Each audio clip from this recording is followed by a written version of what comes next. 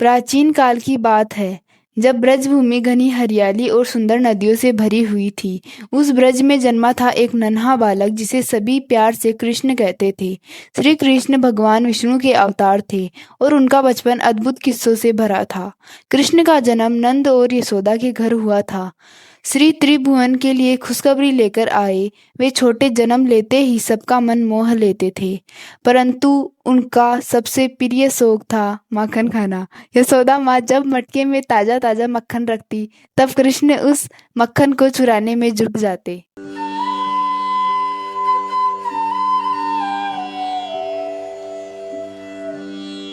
एक दिन की बात है, जब यशोदा माँ ने घर के बाहर बड़े बड़े मटके में मक्खन रखा। कृष्ण ने अपनी टोली के साथ मिलकर वह मक्खन चुराने की योजना बनाई। वह पेड़ पर चढ़कर मटका हिलाकर मक्खन निकालने लगे। सारे बच्चे मिलकर माखन खाते और हंसते खेलते मस्त हो जाते। यह देखकर यशोदा माँ और गांव के बड़े बच्चे मुस्कुरा उठते।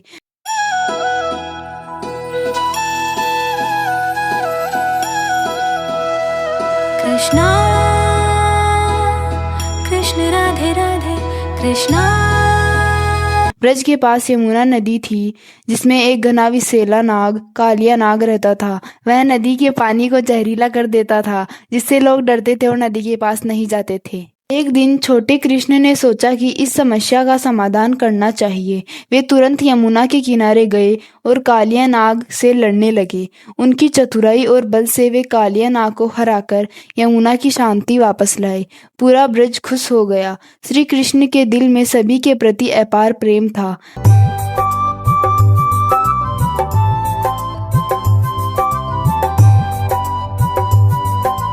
ब्रज की गोपियां जो कृष्ण की भक्ति में लीन थी, उनसे कृष्ण ने रास लीला खेली। लंबे लंबे पेड़ों के बीच चांदनी रात में कृष्ण ने अपनी बांसुरी बजाई और सभी गोपियां अपने साथ झूम उठी।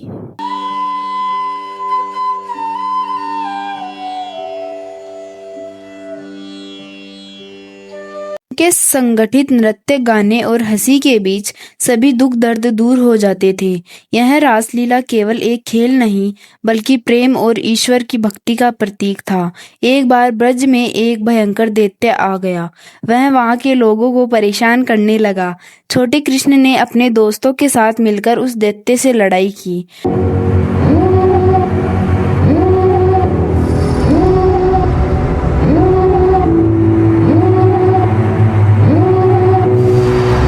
उन्होंने अपने चतुर वृत्तांत और बहादुरी से उसे हरा दिया। सब लोगों ने कृष्ण की बहादुरी की खूब प्रशंसा की और उनका आदर बढ़ा। छोटे कृष्ण अपने प्यार, मस्ती और बहादुरी से न केवल अपने परिवार बल्कि पूरे ब्रज और उसके बाहर की सभी के दिलों में जगह बनाते गए।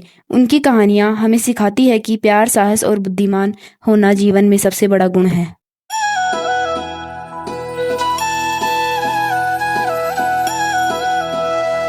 कृष्णा।